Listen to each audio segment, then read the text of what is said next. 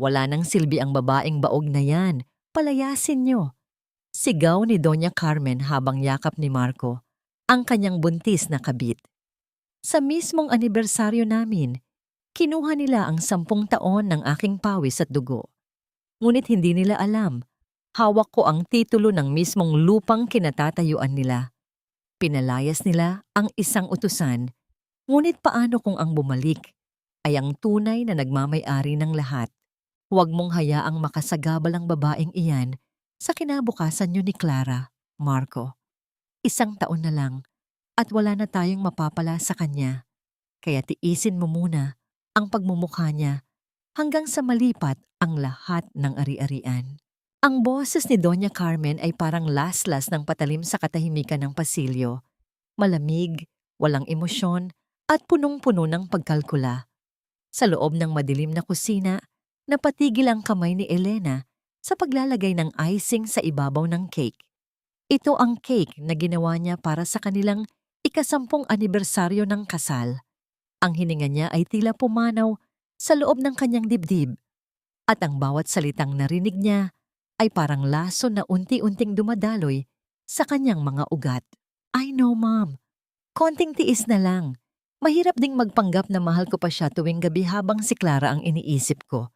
Pero kailangan nating masiguro na pirmahan niya ang mga dokumento bago siya tuluyang itapon sa kalsada. Ang sagot na yon ni Marco, ang lalaking pinag-alayan niya ng 10 taon ng kanyang buhay, ang bumasag sa huling piraso ng kanyang puso. Sa labas ng mansyon, naririnig ang tawanan ng mga bisita at ang marangyang musika na naghuhudyat ng isang masayang selebrasyon. Ngunit dito sa loob, tanging ang init ng kalan at ang amoy ng bagong lutong leche flan ang kasama ni Elena. Ang kanyang mga kamay ay puno ng mga paso at peklat mula sa mga taon ng pagluluto at paglilinis para sa pamilyang Robles. Siya ang nagsilbing haligig ng bahay na ito noong muntik na silang mabaon sa utang. Siya ang nag-alaga kay Doña Carmen nang ito ay ma-stroke. Pinupunasan ng katawan nito gabi-gabi nang walang reklamo. Nabitawan ni Elena ang hawak na spatula. Walang tunog ng pagbagsak, tanging ang dahan-dahang pag-agos ng icing sa sahig na tila mga luhang hindi pa niya kayang ilabas. Ang kanyang lalamunan ay nanunuyo at ang pakiramdam ng kanyang balat ay tila nagyayelo sa gitna ng mainit na kusina. Ang bawat sakripisyo, ang bawat gabing hindi siya natulog para lamang ayusin ang mga papeles ng kumpanya ni Marco, ang bawat pangungutya na tiniis niya mula sa kanyang biyenan, lahat ng iyon ay nagmula sa pag-aakalang mahal siya ng mga ito. Gusto niyang sumigaw. Gusto niyang sugurin ang mag-ina sa kabilang silid at itanong kung bakit. Ngunit ang kanyang katawan ay tila naging bato. Ang bawat hibla ng kanyang pagkatao ay nanginginig sa matinding pait. Tiningnan niya ang kanyang mga daliri na namumula sa pagod. At pagkatapos ay ang malaking portrait nila ni Marco sa sala na makikita mula sa pinto ng kusina. Doon, mukha silang masaya. Doon, mukha siyang reyna. Pero sa likod ng mga ngiting iyon, isa lamang pala siyang kasangkapan na hinihintay na maubos at itapon. Paano nila nagawang pagplanuhan ang kanyang pagbagsak sa mismong gabi na dapat sana ay ipinagdiriwang ang kanilang pagmamahalan? Hanggang kailan nila itatago ang tungkol kay Clara at sa kinabukasang balak nilang agawin mula sa kanya? Elena, nasaan na ang cake? Kanina pa naghihintay ang mga bisita sa labas. Napakabagal mo talagang kumilos. Wala ka nang ginawang tama sa bahay na ito. Ang sigaw ni Doña Carmen mula sa sala ay bumasag sa kanyang pagkakatulala. Pinilit ni Elena na huminga, isang malalim at masakit na paglanghap ng hangin. Pinunasan niya ang kanyang mga pisngi gamit ang dulo ng kanyang apron at tiningnan ang sarili sa refleksyon ng isang tray na pilak. Ang babaeng nakikita niya ay hindi na niya kilala. Ang babaeng iyon ay wasak, mag-isa, at nasa bingit ng isang bangin na siya mismo ang naghukay dahil sa sobrang pagtitiwala. Dahan-dahan niyang binuhat ang cake. Ang bawat hakbang niya patungo sa sala ay parang paglakad sa ibabaw ng nagbabagang pako. Sa bawat pag-apak, nararamdaman niya ang bigat ng katotohanan. Habang papalapit siya sa liwanag ng chandelier, nakita niya si Marco na nakangiti. Hawak ang isang baso ng wine at sa tabi nito ay ang isang magandang babaeng may hawak sa kanyang tiyan. Ito na ba ang katapusan ng 10 taon ng aking pagpapakababa? O ito pa lamang ang simula ng isang gabi na hindi nila malilimutan habang buhay? Ang bigat ng tray na pilak sa mga kamay ni Elena ay tila bumibigat sa bawat segundong lumilipas. Ngunit wala itong binatbat sa bigat na nararamdaman niya sa loob ng kanyang dibdib. Habang naglalakad siya patungo sa gitna ng sala, ang liwanag ng mga kristal na chandelier ay tila nanunuya sa kanyang maputlang mukha. Ang mga bisita, mga kilalang tao sa lipunan, mga amoy pabango at nakasuot ng mamahaling alahas ay panandaliang tumahimik habang pinagmamasdan ang paglapit ng asawa ni Marco Robles. Inilapag ni Elena ang cake sa lamesang natatakpan ng telang sutla. Ang kanyang mga daliri ay nanginginig pa rin, ngunit pinilit niyang tumayo ng tuwid. Sa tabi niya, naramdaman niya ang presensya ni Marco. Ang bango ng kanyang asawa, ang pamilyar na amoy ng mamahaling kolon na siya mismo ang bumili bilang regalo noong nakaraang buwan, ay tila naging amoy ng pagkabulok sa kanyang pang-amoy. Friends, family, thank you for joining us tonight. Panimula ni Marco. Itinaas nito ang kanyang baso ng champagne. Ang tinig ay puno ng kumpiyansa at pekeng kagalakan. 10 years is a long time. At sa loob ng 10 taon na yon, marami tayong pinagdaanan. But tonight, I want to celebrate not just the past, but the future of the Robles family.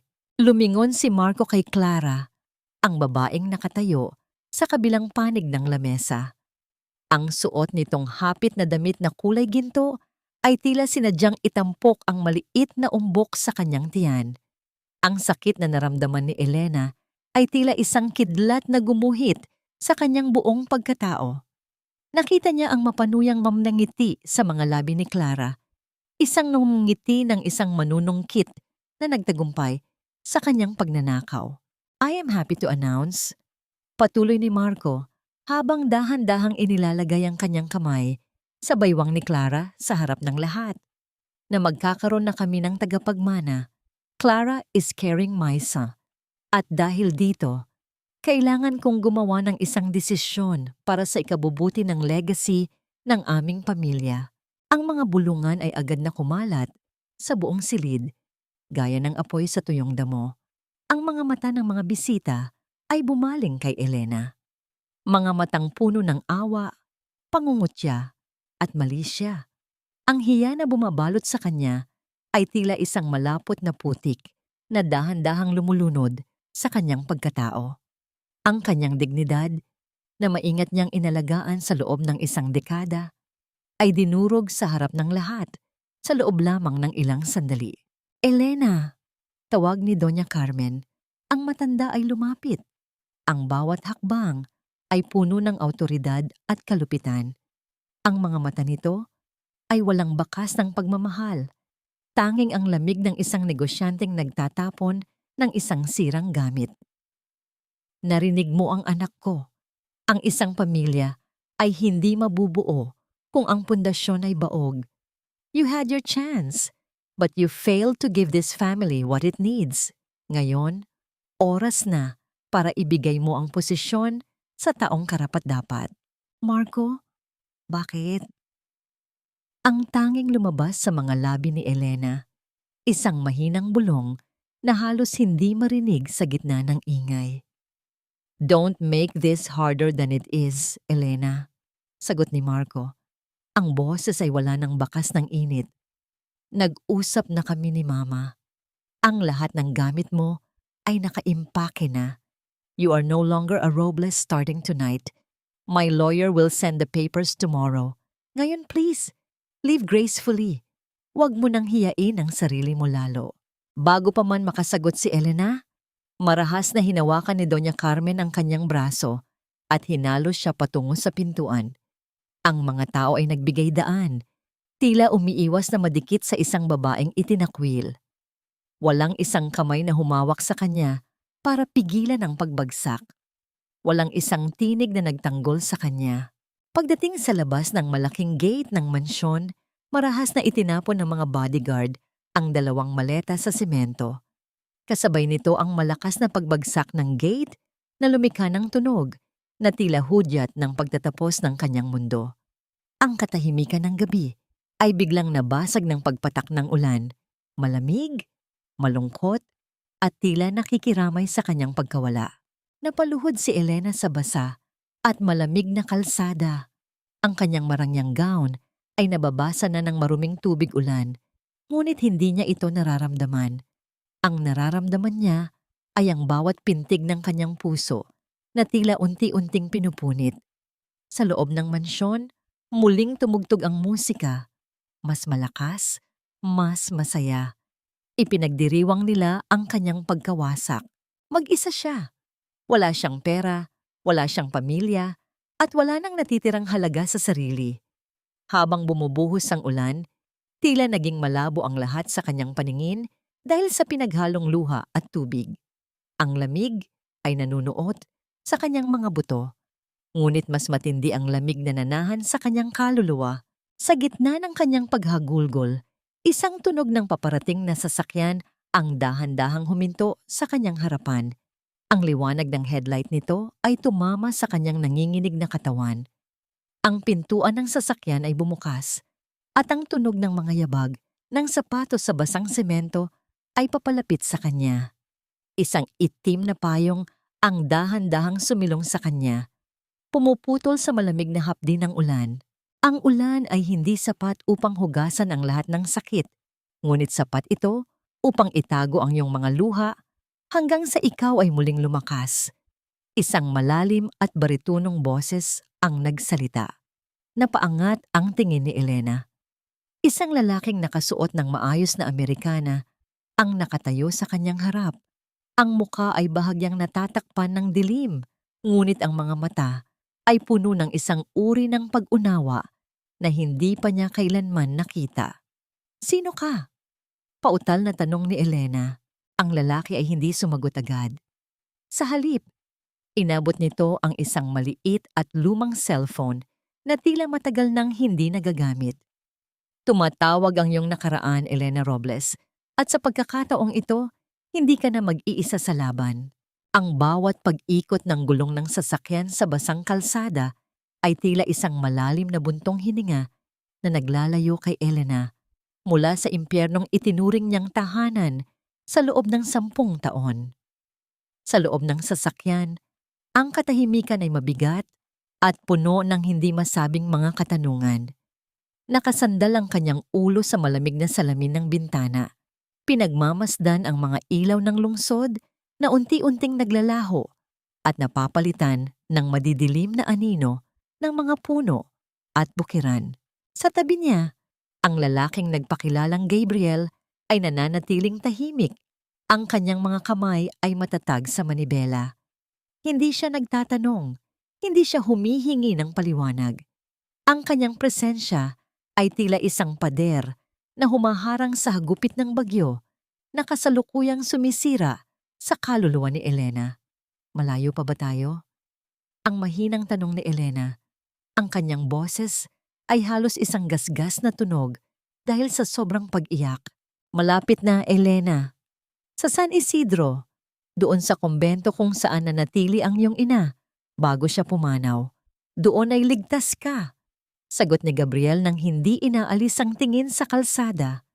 Ang kanyang tinig ay may dalang kapanatagan na tila isang haplos sa sugatang puso ng babae. Paglipas ng ilang oras, huminto ang sasakyan sa harap ng isang lumang gusali na gawa sa bato at kahoy. Ang amoy ng basang lupa, mga dahon ng pino, at ang samyo ng mga bulaklak sa gabi ay agad na sumalubong kay Elena pagbaba niya. Ang tunog ng mga kuliglig sa paligid ay nagbibigay ng isang uri ng musika na matagal na niyang hindi naririnig sa maingay at mapanghusgang mundo ng mga Robles. Isang matandang madre, si Sister Martha, ang nagbukas ng malaking pinto. Ang mukha nito ay puno ng mga kulubot ng panahon, ngunit ang kanyang mga mata ay nagniningning sa kabutihan. Nang makita niya si Elena, agad siyang lumapit at kinuha ang nanginginig na kamay ng babae. "Welcome home, Hija. Kanina ka pa namin hinihintay." Ang malambing na wika ng madre. Dinala nila si Elena sa isang maliit ngunit malinis na silid. Doon, inihain sa kanya ang isang mangkok ng mainit na sopas. Habang humihigop ng sabaw, naramdaman ni Elena ang init na dahan-dahang gumagapang sa kanyang nanunuyong lalamunan hanggang sa kanyang dibdib. Sa loob ng 10 taon, siya ang palaging naghahanda ng pagkain para sa iba. Siya ang palaging nag-aalaga. Ngayon, sa gitna ng kanyang pinakamababang punto, may mga kamay na muling nag-aruga sa kanya nang walang hinihintay na kapalit. Ito ang kanyang golden moment. Ang mapagtanto na hindi pala siya kailangang maging alipin para lamang mahalin. Matapos ang hapunan, pumasok si Gabriel sa silid bitbit ang isang lumang kahoy na kahon. Ang kahon ay may mga ukit ng mga bulaklak at tila lumana sa panahon, ngunit bakas pa rin ang ganda nito. Inilapag niya ito sa lamesa sa harap ni Elena. "Sino ka ba talaga, Gabriel? At bakit mo ako tinutulungan?" Ang diretsong tanong ni Elena, ang kanyang mga mata ay puno ng pagdududa. Umupo si Gabriel sa tapat niya. Ang kanyang tindig ay kagalang-galang. "Ako ang naging legal counsel ng iyong ina, si Doña Elena Sr., bago siya pumanaw. At ako ang inatasan niyang magbantay sa iyo mula sa malayo. Alam ng iyong ina na darating ang araw na ito, Elena. Alam niya ang uri ng pamilyang pinasukan mo." Napakunot ang noo ni Elena. Ang aking ina? Pero akala ko ay wala siyang iniwan sa akin, kundi ang mga alaala ng aming kahirapan bago siya nawala. Umiling si Gabriel at dahan-dahang itinulak ang kahon palapit sa kanya. "Ang iyong ina ay hindi mahirap, Elena. Siya ay isang babaeng mapagmahal na piniling itago ang lahat upang protektahan ka hanggang sa maging sapat na ang iyong lakas. Ang kahon na ito ay naglalaman ng katotohanang matagal nang ipinagkait sa iyo." Nanginginig ang mga kamay ni Elena habang hinahawakan ng malamig na kahoy ng kahon. Ang tunog ng pagpihit ng maliit na susi ay tila isang malakas na pintig sa tahimik na silid. Nang dahan-dahan niyang itinaas ang takip, ang amoy ng lumang papel at tuyong bulaklak ay humalimuyak. Sa ibabaw ng mga lumang litrato ay isang makapal na dokumento na may selyo ng gobyerno. Kinuha ito ni Elena at binasa ang unang pahina. Ang kanyang mga mata ay lumaki. Ang kanyang paghinga ay tila tumigil. At ang dokumento ay bahagyang nayupi sa higpit ng kanyang pagkakahawak. Hindi ito maaari. Ang bulong ni Elena, ang kanyang tinig ay nanginginig sa halo-halong gulat at hindi paniniwala. "Maari, Elena," ang seryosong sagot ni Gabriel. "Ang lupang kinatatayuan ng mansyon ng mga Robles, ang kumpanyang ipinagmamalaki ni Marco, at ang bawat sentimong ginagastos nila ngayon. Lahat ng iyon ay nakapangalan sa isang trust fund. At ikaw, Elena, ang nag-iisang tagapagmana nito." Napatitig si Elena kay Gabriel. Ang dokumento ay dahan-dahang nalaglag sa kanyang kandungan. Ang katahimikan sa loob ng kumbento ay tila naging bingi. Sa labas, ang tunog ng hangin sa mga puno ay tila bumubulong ng isang bagong pangalan, isang bagong tadhana. Ngunit sa gitna ng revelasyong ito, isang tanong ang bumagabag sa kanyang isipan. Kung hawak na niya ang kapangyarihang wasakin ang mga Robles, may lakas na ba ang kanyang puso na gawin ito? O muli siyang lalamunin ng takot na itinanim nila sa kanya sa loob ng 10 taon? Ang bawat salita sa dokumentong hawak ni Elena ay tila mga titik na gawa sa apoy, naglalayab sa gitna ng malamig na silid ng kumbento. Ang mga titulong nakapaloob doon, ang lupain kung saan itinayo ang mansyon, ang mga warehouse ng kumpanya, at maging ang mga shares na akala ni Marco ay kanya, ay nakapangalan lahat sa Estrelita Trust Fund. At ang pangalang nakaukit bilang nag-iisang benepisyaryo ay walang iba kundi si Elena Robles. Hindi ko maintindihan, Gabriel, ang nanginginig na wika ni Elena habang dahan-dahang ibinababa ang papel sa kanyang kandungan. Ang nanay ko, siya ay isang simpleng mananahi lamang. Paano siya nagkaroon ng ganitong kalaking halaga? Dahan-dahang lumapit si Gabriel at kinuha ang pitsa ng tsa. Ang tunog ng pagbuhos ng mainit na likido sa tasa ay nagbigay ng panandaliang ritmo sa katahimikan. Inabot niya ang tasa kay Elena. Ang kanyang mga daliri ay bahagyang dumampi sa nanginginig na kamay ng babae. Isang simpleng kilos ng pag-alaga na tila nagbibigay ng lakas. Ang iyong ina ay hindi lamang basta mananahi. Elena, simula ni Gabriel, ang kanyang boses ay malalim at puno ng respeto. Siya ang huling tagapagmana ng pamilya Estrelita, isang pamilyang matagal nang kinalimutan ng kasaysayan, ngunit hindi ng kanilang yaman. Pinili niyang mamuhay ng simple upang malayo ka sa kasakiman ng mundo. Ngunit nang makita niya kung paano katratuhin ng mga Robles, ginamit niya ang huling 7 taon ng kanyang buhay upang palihim na bilhin ang bawat utang at bawat ari-arian na isinangla ng pamilya ni Marco. Ginawa niya ang lahat ng ito para sa gabing ito. Napahawak si Elena sa kanyang dibdib. Ang sakit ng pagkawala ng kanyang ina ay muling humugot ng luha. Ngunit sa pagkakataong ito, may kasama itong init ng pasasalamat.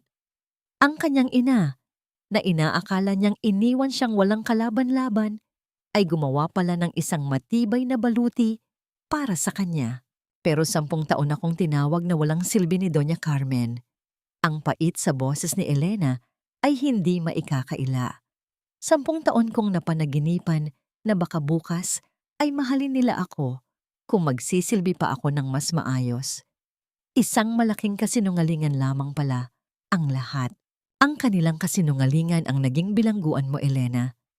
Wika ni Gabriel habang maingat na inaayos ang mga dokumento sa ibabaw ng mesa. Ngunit may isang mahalagang kondisyon ang iyong ina na nakasulat sa huling pahina. Mayroon ka lamang 30 araw mula sa araw ng iyong pag-alis sa mansyon upang lagdaan ang pagtanggap sa pamanang ito.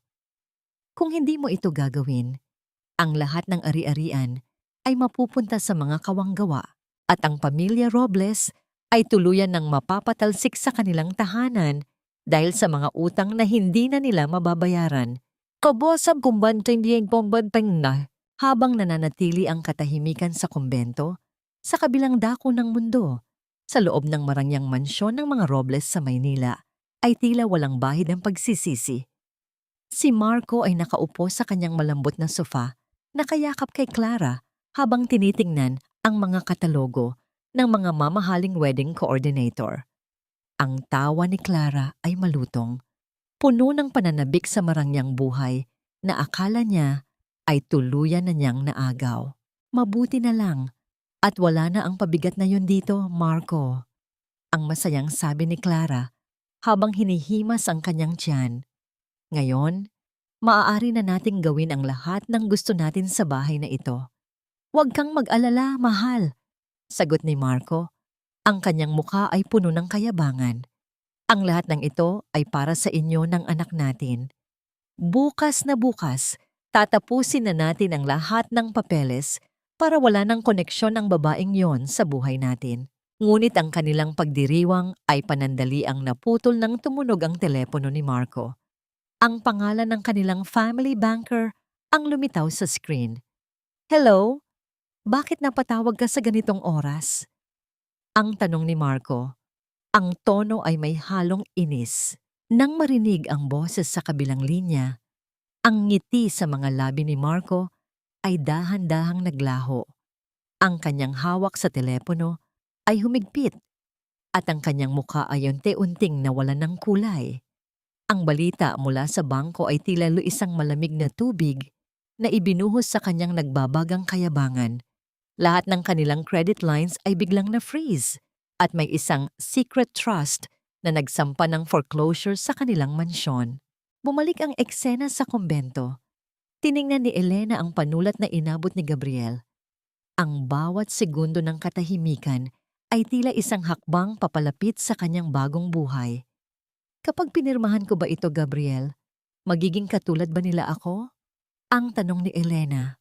Ang kanyang mga mata ay naghahanap ng kasagutan. Hindi, Elena. Sagot ni Gabriel na may kasamang matamis at payapang na ngiti. Kapag pinirmahan mo ito, ibinabalik mo lang ang balanse ng mundo. Hindi ito paghihiganti, ito ay katarungan. Dahan-dahang inabot ni Elena ang panulat. Sa ilalim ng malungkot na liwanag ng lampara, ang kanyang kamay ay hindi na nanginginig. Alam niya, ang bawat letrang isusulat niya ay ang katapusan ng kanyang pagiging alipin at ang simula ng kanyang pagiging reyna. Ang sikat ng araw sa San Isidro ay tila mas banayad kaysa sa nakakapasong liwanag ng Maynila. Tuwing umaga, ang hamog sa mga dahon ng sampagita ay kumikinang na parang mga perlas. Bago ito, dahan-dahang tunawin ng init. Para kay Elena, ang bawat paggising niya sa loob ng kumbento ay isang paalala na ang mundo ay patuloy na umiikot kahit na ang sarili niyang mundo ay gumuho na. Sa loob ng isang linggo, imbes na mga papeles ng kumpanya at mga listahan ng bibilhin sa grocery ang hawak niya, natututunan ni Elena na hawakan ng lupa. Ang bawat pagbaon ng kanyang mga daliri sa basang lupa upang magtanim ng mga punla ay tila isang paraan ng paglilibing sa kanyang mga pait.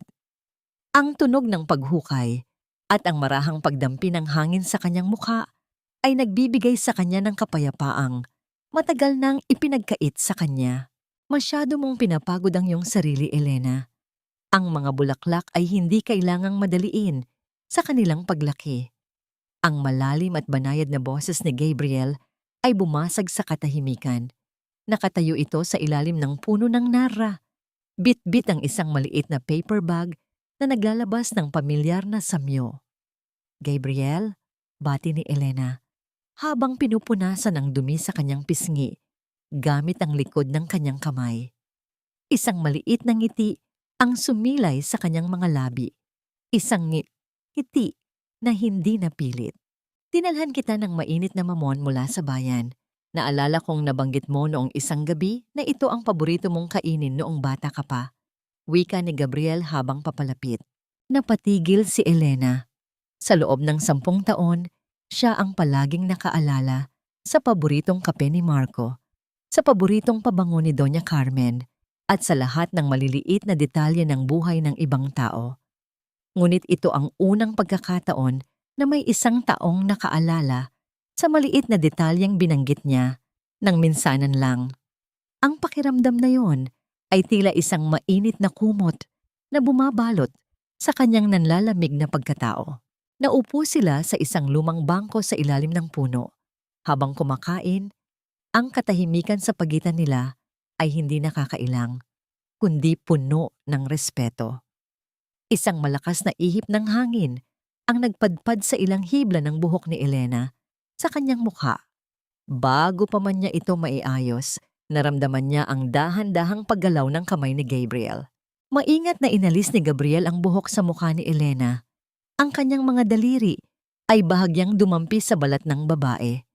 Ang ugnayang iyon ay tila isang kuryenteng gumuhit sa katawan ni Elena, hindi dahil sa pagnanasa, kundi dahil sa purong kabutihan at pag-aalaga. Nanatiling malapit ang mukha ni Gabriel sa kanya. Ang mga mata nito ay nagpapahayag ng isang pangakong hindi niya kailangang bigkasin, na dito, kasama siya, ay ligtas si Elena. Salamat, Gabriel.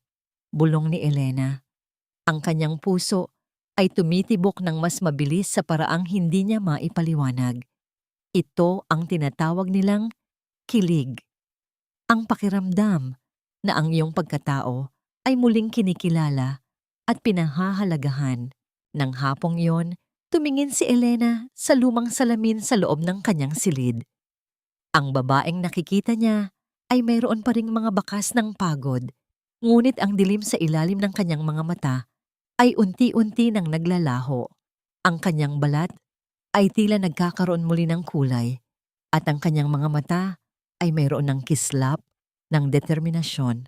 Gayunpaman, sa labas ng malaking gate ng kumbento, isang itim na sasakyan ang kanina pa nakaparada sa ilalim ng lilim ng mga puno. Isang lalaki sa loob nito ang may hawak na kamera. Kinukunan ang bawat galaw ni na Elena at Gabriel. Ang bawat kuha ay hudyat ng isang panganib na hindi pa namamalayan ng dalawa. Ang katahimikan ng gabi ay nabasag ng iabot ni Sister Martha ang isang puting sobre kay Elena. May nag-iwan nito sa gate, Hija. Para daw sa'yo. Nang buksan ni Elena ang sobre, ang kanyang mukha ay agad na namutla. Hindi ito isang liham ng paghingi ng tawad. Ito ay isang demand letter mula sa abogado ni Marco. Ang bawat salita ay punong-puno ng panlalait.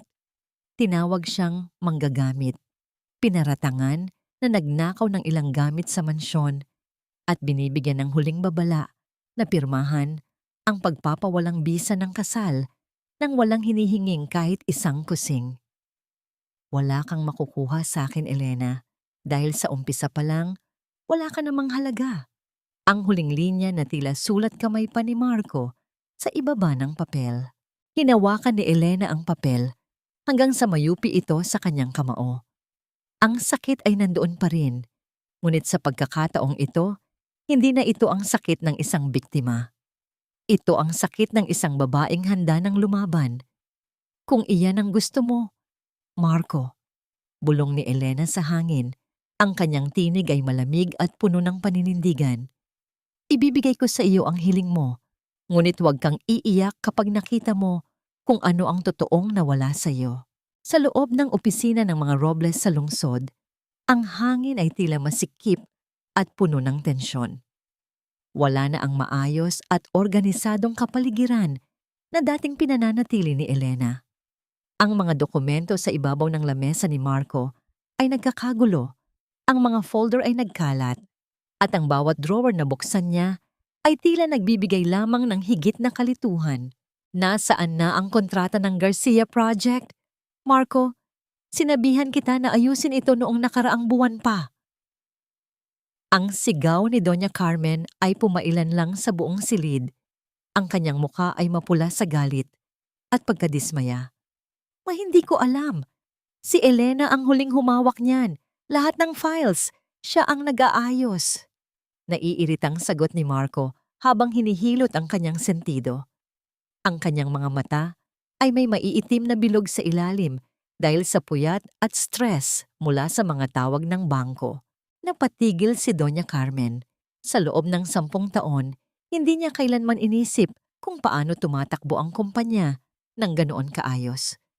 Ngayon lamang niya napagtanto na ang bawat maliit na detalye, mula sa pagbabayad ng kuryente hanggang sa pagsasaayos ng mga milyon-milyong kontrata, ay palihim na ginagawa ni Elena sa likod ng mga eksena.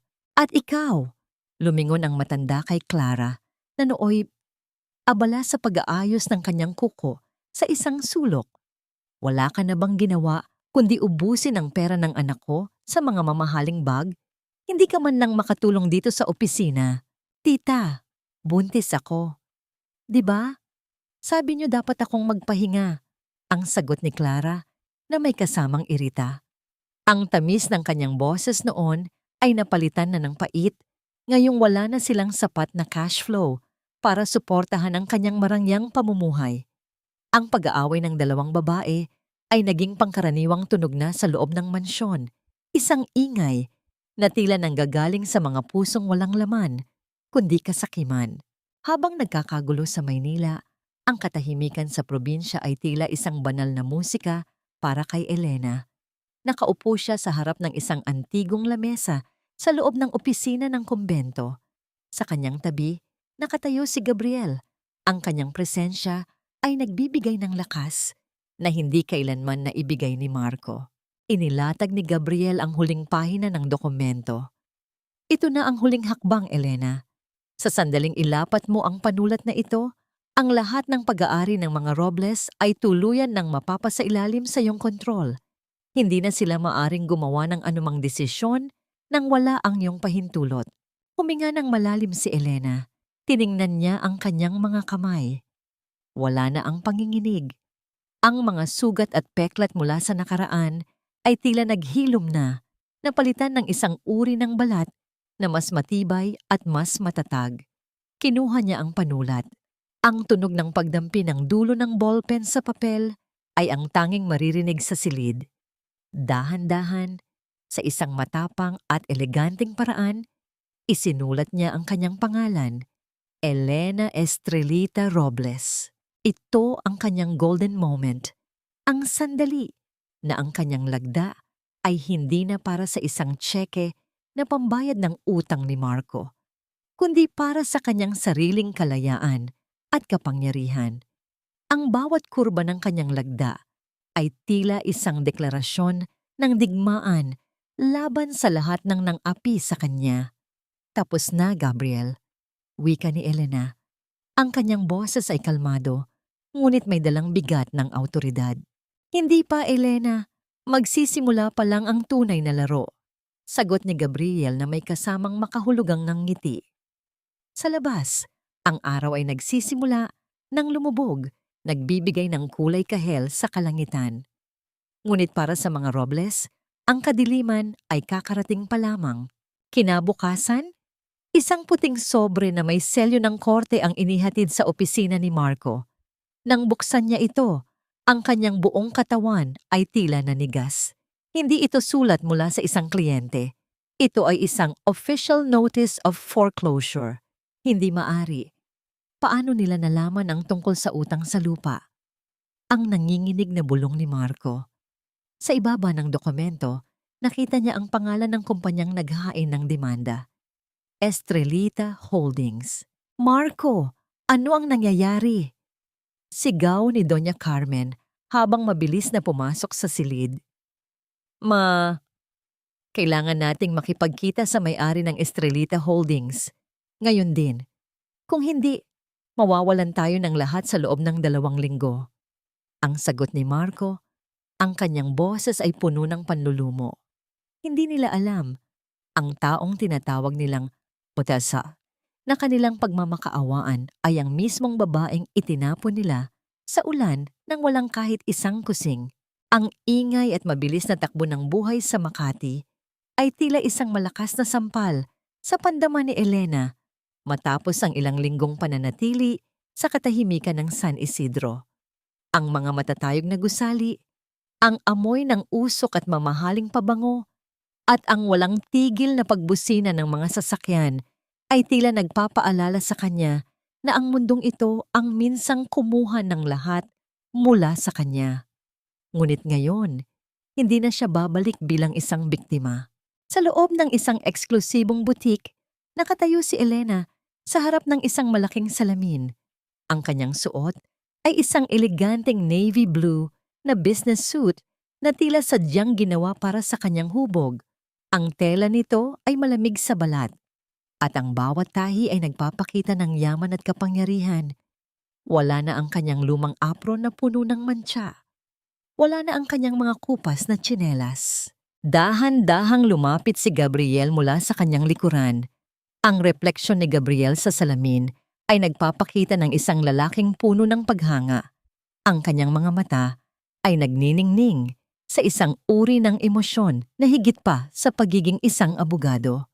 Inayos ni Gabriel ang kwelyo ng suit ni Elena. Ang kanyang mga daliri ay bahagyang dumampi sa leeg ng babae. Isang hawak na nagpadala ng init sa buong pagkatao ni Elena. "You look breathtaking, Elena," bulong ni Gabriel. "Hindi lang dahil sa suot mo, kundi dahil sa liwanag na nagmumula sa loob mo. Ang babaeng nasa harap ko ngayon ay handa ng pamunuan ng isang imperyo." Tumingin ng malalim si Elena sa kanyang sariling mga mata sa salamin. Ang takot na dating nananahan doon ay napalitan na ng isang matalim at malamig na determinasyon. "Salamat, Gabriel. Kung hindi dahil sa iyo, baka hanggang ngayon ay nananatili pa rin akong nakalugmok sa ulan. Nandito lang ako para buksan ang pinto, Elena. Ikaw ang naglakas loob na pumasok." Sagot ni Gabriel na may kasamang matamis na ngiti. Inabot niya ang isang maliit na tasa ng kape kay Elena. Ang kanilang mga kamay ay muling nagkadikit ng matagal. Tila ayaw bumitaw. Ito ang kanilang golden moment. Isang tahimik na pagkilala na sa gitna ng darating na gulo, sila ay may sandigan sa isa't isa. Samantala, sa labas ng isang malaking bangko sa kabilang kalsada, ang eksena ay kabaligtaran ng kapayapaang nararamdaman ni Elena. Si Doña Carmen ay nakatayo sa harap ng teller window. Ang kanyang mukha ay puno ng pait at kahihiyan. Ang kanyang mamahaling alahas ay tila nawalan ng kinang habang pinagmamasdan siya ng mga tao sa paligid. "What do you mean, insufficient funds? Do you know who I am? I am a Robles." Ang boses ng matanda ay nanginginig sa galit. Ngunit ang teller ay tila hindi natitinag. "Pasensya na po, ma'am. Ngunit ang lahat ng inyong personal at corporate accounts ay nasa ilalim ng isang temporary freeze order mula sa Estrelita Holdings. Wala po kaming magagawa." Paliwanag ng teller sa isang malamig na paraan. Ang hiya na dating ibinibigay ni Doña Carmen sa iba ay ngayon ay bumabalik sa kanya ng doble. Ang mga bulungan ng mga taong nakapila ay parang mga bubuyog na humuhuni sa kanyang paligid.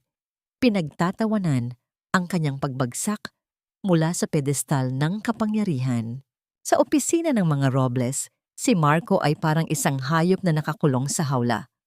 Ang bawat tawag na natatanggap niya ay balita ng pagkatalo, mga supplier na ayaw nang mag-deliver, mga empleyadong nagbabantang mag-resign, at ang foreclosure notice na tila isang hatol ng kamatayan sa kanyang mesa. Sa desperasyon, kinuha ni Marco ang kanyang telepono at tinawagan ang numero ng abogado ng Estrelita Holdings, ang tanging pangalan na nakasulat sa dokumento. Gabriel Silang. "Hello? Attorney Silang? This is Marco Robles." Ang boses ni Marco ay nanginginig. Wala na ang kayabangang ipinamalas niya noong gabi ng anibersaryo. "Kailangan nating mag-usap. Handa kaming makipagkasundo. Kahit anong kondisyon, tatanggapin namin. Basta't huwag niyo lang kunin ang mansyon at ang kumpanya. Please let me talk to your boss." Sa kabilang linya, habang pinapanood si Elena na naglalakad ng may tiwala sa sarili patungo sa bintana ng butik, isang matalim na ngiti ang sumilay sa mga labi ni Gabriel. "The owner is a very busy person, Mr. Robles." Malamig na sagot ni Gabriel. "Ngunit dahil sa iyong pagpipilit, bibigyan ka namin ng pagkakataon. Next week, sa aming main office, be there on time. At tandaan mo, Marco, wala ka sa posisyon para makipag-negotiate. Nandito ka para makinig sa aming hatol." Ibinaba ni Gabriel ang telepono at tumingin kay Elena. Nakatakda na ang pet sa Elena. Ang iyong mga kaaway ay luluhod na sa harap mo. Huminga ng malalim si Elena. Ang tunog ng kanyang matitibay na hakbang sa makinis na sahig ay tila isang martsa ng tagumpay. "Hindi sapat ang lumuhod sila, Gabriel. Gusto kong maramdaman nila ang bawat sentimo ng sakit na ipinalasap nila sa akin." Ang loob ng mansyon ng mga Robles, na dati ay laging amoy bulaklak at puno ng mga unipormadong kasambahay, ay tila naging isang abandonadong kuta. Dahil sa kawalan ng pondo, isa-isang umalis ang mga katulong, iniwan ang mga sulok na puno ng alikabok, at ang kusinang wala ng laman ang refrigerator. Ang katahimikan sa bahay ay hindi na kapayapaan, kundi isang mabigat na tensyon na tila sasabog sa anumang sandali. "Hindi ko na kaya ang pagkaing ito, Marco. Itlog at tuyo. Akala ko ba reyna ako sa bahay na ito?" Ang sigaw ni Clara ay nanggagaling sa dining room. Ang kanyang boses ay matinis at puno ng pagkamuhi. "Tumahimik ka, Clara. Kung hindi mo ginastos ang natitirang cash sa credit card ko para sa sapatos na yon, sana ay may pambili pa tayo ng maayos na pagkain." Sagot ni Marco. Ang kanyang boses ay paos at puno ng pagod. Ang kanyang dating maayos na hitsura ay napalitan ng gulugulong buhok at mga matang puno ng kaba. "Aba, nanunumbat ka na ngayon?" Sabat ni Doña Carmen habang dahan-dahang bumababa sa hagdan. Ang kanyang mga hakbang ay hindi na kasing tatag ng dati. "Kung nakinig ka sa akin noon, Marco, hindi tayo hahantong sa ganito. Pero mas pinili mong sundin ang babaeng yan na walang alam gawin, kundi ang mag-inarte. Ang pag-aaway ng tatlo ay naging isang pangkaraniwang ingay sa loob ng bahay, isang kadena ng panunumbat na walang katapusan. Ang pagmamahalan na akala ni na Marco at Clara ay sapat na upang palitan si Elena ay mabilis na naglalaho ngayong wala na ang yaman na nagpapatakbo rito. Samantala, sa loob ng isang moderno at napakagandang opisina sa gitna ng lungsod, ang kapaligiran ay kabaligtaran ng gulo sa mansyon. Nakatayo si Elena sa harap ng malaking bintana. Pinagmamasdan ang mga sasakyan sa ibaba na tila mga maliliit na langgam. Hawak niya ang isang baso ng mainit na tsa. Ang kanyang anyo ay kalmado, ngunit ang kanyang isipan ay abala sa susunod na hakbang. Nagawa na namin ang gusto mo, Elena. Wika ni Gabriel habang naglalakad papalapit. Binili na ng Estrelita Holdings ang lahat ng utang ng mga Robles sa kanilang mga supplier. Simula ngayong araw, kahit ang kumpanyang naghahatid ng tubig at kuryente sa mansyon nila ay nasa ilalim na ng iyong kontrol. Lumingon si Elena. Isang maliit at matalim na ngiti ang sumilay sa kanyang mga labi. Gusto kong maramdaman nila ang dilim, Gabriel. Gusto kong malaman nila ang pakiramdam ng walang matakbuhan. Dahan-dahang inilapag ni Gabriel ang isang folder sa lamesa. May isa pa akong natuklasan. Ang mga medical records ni Clara. Tila may hindi tugma sa sinasabi niya tungkol sa kanyang pagbubuntis. Napatigil si Elena. Ang balita tungkol sa sanggol, ang pinakamakasakit na bahagi ng pagtataksil ni Marco. Anong ibig mong sabihin? Ang petsa ng kanyang huling check-up ay nagpapakita na ang kanyang pagbubuntis ay hindi umaabot sa 3 buwan, gaya ng sinasabi niya. Sa katunayan, ayon sa investigasyon, mukhang ginagamit lamang niya ito upang makuha ang tiwala ni Doña Carmen at ang pera ni Marco. Paliwanag ni Gabriel. Ang kanyang boses ay puno ng seryosong tono. Naramdaman ni Elena ang isang kakaibang pakiramdam. Hindi galit, kundi isang uri ng pait na awa para kay Marco. Ang lalaking ipinagpalit siya ay muli palang naloloko ng isang babaeng mas mahusay maglaro kaysa sa kanya. Lumapit si Gabriel kay Elena at maingat na hinawakan ang kanyang balikat. Ang init ng kamay nito ay nagbigay ng panandaliang ginhawa sa bigat na nararamdaman ni Elena. Ito ang kanilang golden moment, isang sandali ng katahimikan kung saan ang kanilang mga mata ay nagtagpo, nagpapalitan ng mga pangakong higit pa sa negosyo. Inabutan ni Gabriel si Elena ng isang piraso ng paborito nitong bulaklak, isang puting rosas na tila simbolo ng muling pagsilang. Huwag mong hayaang lamunin ka ng kanilang kasinungalingan, Elena. Bulong ni Gabriel. Nandito ako para protektahan ka hanggang sa huli. Nang gabing iyon, habang ang buong lungsod ay natutulog, biglang nagdilim ang buong mansyon ng mga Robles. Ang tunog ng pagputol ng kuryente ay tila isang hatol na nagdala ng matinding takot sa loob ng bahay. Marco, bakit walang ilaw? Bakit walang tubig? Ang hiyaw ni Clara mula sa banyo ay puno ng desperasyon. Sa gitna ng kadiliman, kinapa ni Marco ang kanyang telepono. Isang mensahe ang bumungad sa kanya mula sa isang hindi kilalang numero. Ang dilim ay paunang bayad pa lamang sa 10 taon ng iyong pagkabulag. Nanginginig ang mga kamay ni Marco habang binabasa ang mensahe. Sino ang taong ito? At paano nito nalaman ang tungkol sa kanyang mga lihim? Sa sandaling iyon, napagtanto ni Marco na ang kanilang buhay ay hindi na sa kanila. May isang tao nang may hawak ng bawat hininga nila. Ang loob ng mansyon ng mga Robles ay tila naging isang malaking hurno sa gitna ng init ng hapon. Dahil wala ng kuryente na nagpapatakbo sa mga aircon, ang hangin ay naging malapot at amoy-amag. Si Doña Carmen, na dating hindi lumalabas ng silid nang hindi maayos ang buhok, ay nakaupo ngayon sa tapat ng isang maliit na pamaypay na gawa sa kawayan. Ang kanyang mukha ay puno ng pawis at ang kanyang mamahaling seda na duster ay nakadikit na sa kanyang katawan. Marco, hindi ko na matiis ito. Kahit ang mga kapitbahay ay nagbubulungan na dahil sa dilim ng ating bahay tuwing gabi. Ang sabi ni Aling Marites, nakita raw niya ang mga tauhan ng kuryente na umalis na may dalang mga kagamitan. Ang hiya ko, Marco. Ang hiya ko ay wala na. Ang boses ng matanda ay paos, puno ng panunumbat sa anak na akala niya ay magbibigay sa kanya ng marangyang katandaan. Ma, ano ang gusto mong gawin ko? Wala tayong cash. Lahat ng accounts ko ay naka-freeze. Sigaw ni Marco habang pabalik-balik sa sala. Ang kanyang tiyan ay humihilab sa gutom. Ang huli nilang kinain ay ang tirang tinapay mula kahapon na nilagyan lamang nila ng kaunting asukal. Sa isang sulok, si Clara ay abalang nag-aayos ng kanyang bag. Tila may hinahanap na hindi makita. Ang kanyang mga kilos ay balisa at ang kanyang mga mata ay panay ang sulyap sa pinto.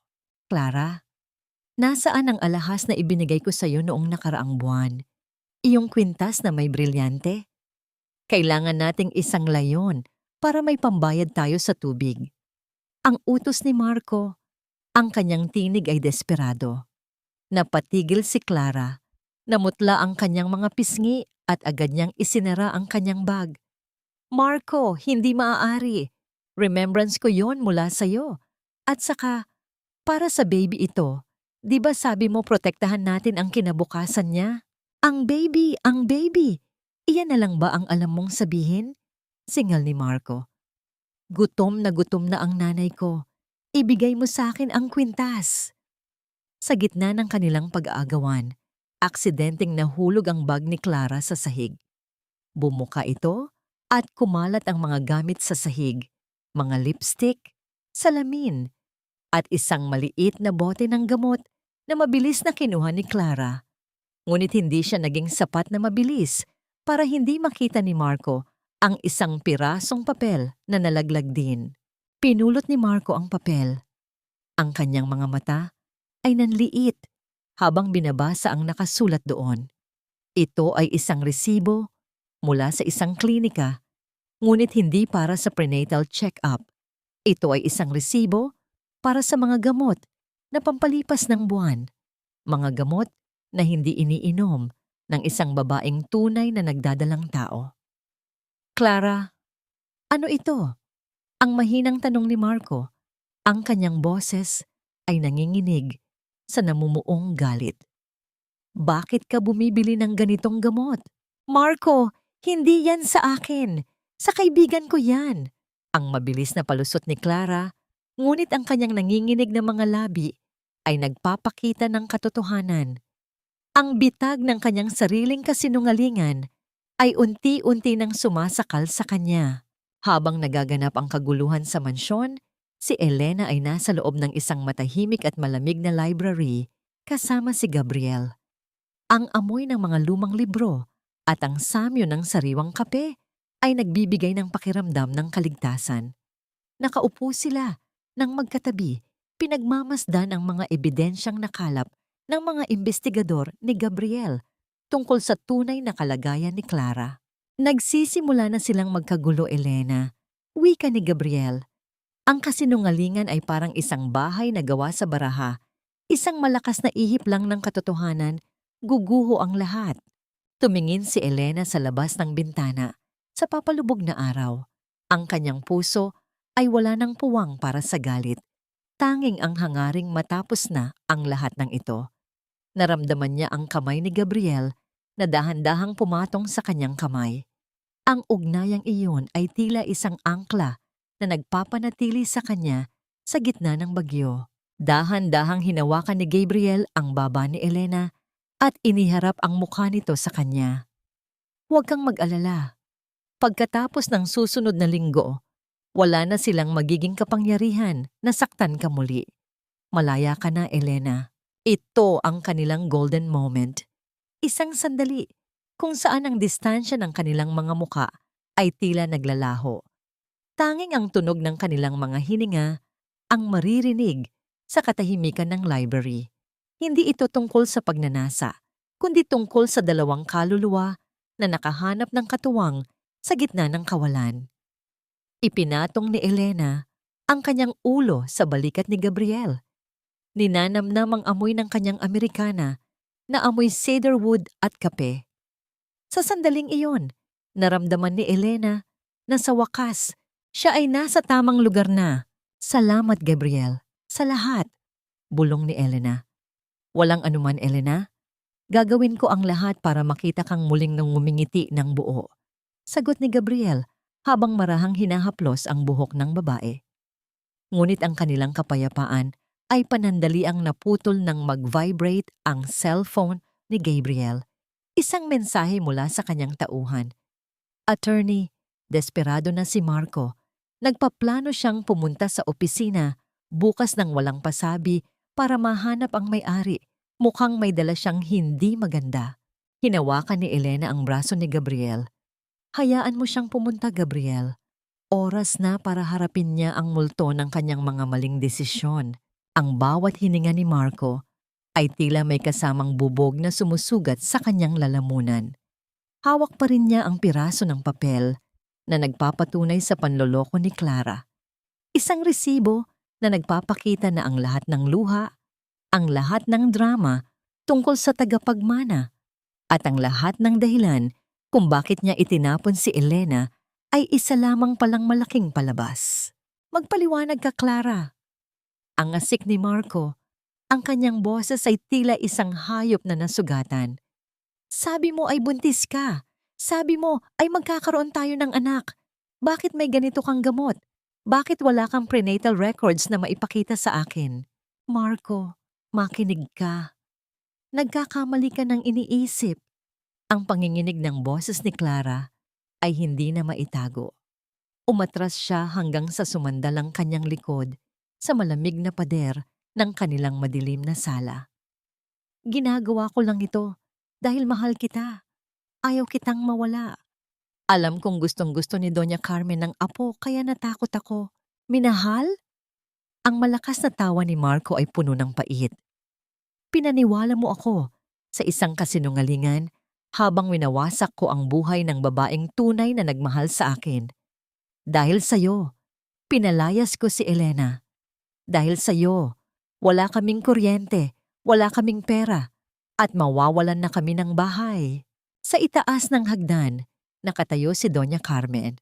Ang kanyang mga kamay ay nakakapit ng mahigpit sa barandilya. Ang kanyang mukha ay tila naging isang maskara ng purong puot. Ang lahat ng kanyang pangarap na muling bumangon ang pamilya Robles sa pamamagitan ng anak ni Marco ay naglaho na parang usok. Layuan mo ang anak ko, ikaw na mapagpanggap na babae. Ang sigaw ni Doña Carmen, ang tunog ng kanyang mabilis na pagbaba sa hagdan ay tila isang babala ng paparating na bagyo. Simula sa araw na ito, huwag na huwag ka nang magpapakita sa amin. Isang hamak na manunungkit ka lang pala. Nagsimulang mag-away ang dalawang babae. Isang palitan ng masasakit na salita na tila mga latay sa katauhan ng bawat isa. Ang marangyang sala na dati ay puno ng pagyayabang ay naging saksi sa pinakamababang uri ng pagkatao. Habang nagaganap ang kaguluhan sa mansyon sa kabilang bahagi ng lungsod, si Elena ay nakatayo sa harap ng isang malaking glass wall sa bagong opisina ng Estrelita Holdings. Ang liwanag ng buwan ay tumatama sa kanyang mukha, nagbibigay ng isang anyo na tila isang reynang handa ng bawi ng kanyang korona. Dahan-dahang lumapit si Gabriel at ipinatong ang kanyang Amerikana sa mga balikat ni Elena. Ang amoy ng bagoong labang tela at ang init na nagmumula sa suot ni Gabriel ay nagbigay ng kapanatagan sa babae. Handa na ang lahat para sa pulong bukas, Elena. Wika ni Gabriel. Nakarating na rin sa akin ang balita. Alam na ni Marco ang tungkol kay Clara. Ang kanilang bahay ay tila isang nagbabagang apoy ngayon. Tumingin si Elena sa kanyang sariling mga kamay. Ang mga calluses na nakuha niya sa 10 taon ng paglilingkod ay unti-unti nang naglalaho. Ngunit ang lakas na nakuha niya mula sa mga sugat na yon ay nananatili. Hindi ko akalaing magiging ganito. Kabilis ang lahat, Gabriel. Ang mahinang wika ni Elena. Iniisip ko kung sapat na ba ang sakit na nararamdaman nila para mabayaran ang bawat gabing umiyak ako sa kusina habang hinihintay ang uwi ni Marco. Iniharap ni Gabriel si Elena sa kanya. Ang kanyang mga kamay ay maingat na humawak sa mga balikat ng babae. Ang distansya sa pagitan nila ay tila naglaho. Tanging ang matapat na kislap sa mga mata ni Gabriel ang nakikita ni Elena. Ang hustisya ay hindi tungkol sa kung gaano karaming sakit ang ibabalik mo sa kanila, Elena. Bulong ni Gabriel. Ito ay tungkol sa pagkuha mo sa kung ano ang tunay na sayo upang makapagsimula ka ng bagong buhay na malaya sa kanilang anino. At pangako ko, hindi ka na muling babalik sa dilim. Ito ang kanilang golden moment. Isang sandali kung saan ang pag-asa ay tila isang bagay na nahahawakan. Dahan-dahang iniyuko ni Gabriel ang kanyang ulo at idinampi ang kanyang noo sa noo ni Elena. Walang salita, tanging ang tunog ng kanilang mga puso na tumitibok sa iisang ritmo sa gitna ng tahimik na opisina. Nararamdaman ni Elena ang kaligtasan na matagal na niyang hinanap ngunit sa maling tao niya hiningi noon. Ngunit sa labas, sa madilim na kalsada, si Marco ay lulan ng kanyang lumang sasakyan. Ang mga mata ay nanlilisik sa galit at desperasyon. Hawak niya ang address ng opisina ni Gabriel na nakuha niya sa isang lumang sulat. Hindi niyo ako matatalo ng ganito lang? Ang sigaw ni Marco sa loob ng sasakyan. Kung kailangang dumanak ang dugo para malaman ko kung sino ang sumisira sa amin, gagawin ko. Mabilis na pinaharurot ni Marco ang sasakyan patungo sa kinaroroonan ni na Elena. Ang tunog ng mabilis na pag-ikot ng gulong sa kalsada ay tila isang hudyat ng isang madugong pagtatagpo na walang sino man ang handang harapin. Ang katahimikan sa loob ng opisina ni Gabriel ay tila isang babasaging kristal na anumang sandali ay handang mabasag. Sa labas, ang mga ilaw ng lungsod ay patuloy na kumikinang. Ngunit sa loob ng silid na iyon, ang tanging mahalaga ay ang bawat mabigat na tibok ng puso ni Elena. Nakatayo siya malapit sa bintana. Pinagmamasdan ang kanyang sariling refleksyon na tila isang estranghero, isang babaeng may sapat na lakas upang harapin ang dambuhalang sumira sa kanya. Elena, kailangan mong pumasok sa loob ng conference room. Huwag mong hayaang makita kanya rito sa bukana. Ang seryosong utos ni Gabriel habang mabilis na nililigpit ang mga folder sa kanyang lamesa. Hindi na ako magtatago, Gabriel. Ang mahinang sagot ni Elena. Ang kanyang boses ay kalmado, ngunit may talim na hindi maitatago. 10 taon akong nagtago sa anino ng kusina. 10 taon kong ipinikit ang aking mga mata sa katotohanan. Ngayon, gusto kong makita niya kung sino ang babaeng kanyang minaltrato. Bago pa man makasagot si Gabriel, ang katahimikan ng lobby ay nabasag ng isang malakas na tunog ng pagtama ng pinto sa dingding. Ang mga yabag ng sapatos na mabilis at mabigat ay papalapit sa kanilang kinaroroonan. Ang bawat hakbang ay tila isang pagyanig na nagdadala ng puot at desperasyon. Silang, lumabas ka riyan. Alam kong nandyan ka. Ang sigaw ni Marco ay umalingaw-ngaw sa buong pasilyo. Ang kanyang boses ay paos at puno ng wild na emosyon. Dahan-dahang bumukas ang pinto ng opisina ni Gabriel. Pumasok si Marco na tila isang hayop na nasugatan at wala sa sarili. Ang kanyang polo ay gusot-gusot. Ang kanyang buhok ay gulo-gulo. At ang kanyang mga mata ay nanlilisik sa galit. Ngunit nang tuluyan siyang makapasok, napatigil siya. Ang kanyang mga paa ay tila napako sa sahig nang makita niya ang isang babaeng nakatalikod sa kanya, nakasuot ng isang napakagandang sutla na damit. Elena? Ang pautal na tanong ni Marco. Ang kanyang galit ay panandaliang napalitan ng matinding kalituhan. Anong ginagawa mo rito? Bakit ka kasama ng abogadong ito? Dahan-dahang humarap si Elena. Ang kanyang mukha ay tila isang estatwa ng marmol. Maganda, matatag, at walang bakas ng emosyon para sa lalaking nasa harap niya. Tinitigan niya si Marco mula ulo hanggang paa At sa sandaling iyon, napagtanto ni Elena na wala na siyang nararamdamang kahit anong sakit. Ang pag-ibig na akala niya ay habang buhay ay tuluyan na palang naging abo. Bakit, Marco? Akala mo ba ay habang buhay akong mananatili sa ulan kung saan mo ako iniwan? Ang malamig na tanong ni Elena. Ang bawat salita ay tila isang yelo na dumidikit sa balat ni Marco. So, ito ba ang bago mong lalaki? Ang abogadong ito?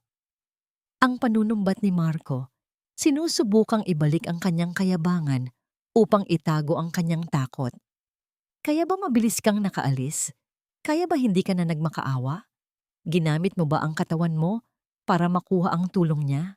Hindi pa man natatapos ni Marco ang kanyang bastos na pangungusap, mabilis na humarang si Gabriel sa gitna nila. Ang tindig ni Gabriel ay tila isang matayog na bundok na hindi matitinag. Ingatan mo ang pananalita mo, Mr. Robles. Hindi mo alam kung sino ang kinakausap mo. Alam ko kung sino siya. Asawa ko siya. Sigaw ni Marco habang tinuturo si Elena. Ex-wife, Marco. At sa tingin ko, mas mabuting asikasuhin mo ang buntis mong kabit kaysa ang pakialaman ng buhay ko. Ang banat ni Elena na may kasamang matalim na ngiti. Nabalitaan ko ang tungkol sa resibo. Masakit ba, Marco? Ang maloko ng sarili mong gamot? Namutla si Marco. Ang kanyang mga kamay ay nanginginig sa gilid ng kanyang katawan. Wala kang alam. Wala kang karapatang pagtawanan ako. Kailangan ko ang may-ari ng Estrelita Holdings. Nasaan siya? Alam kong may koneksyon ka rito. Lumapit si Elena ng isang hakbang. Ang amoy ng kanyang mamahaling pabango ay humalo sa hangin.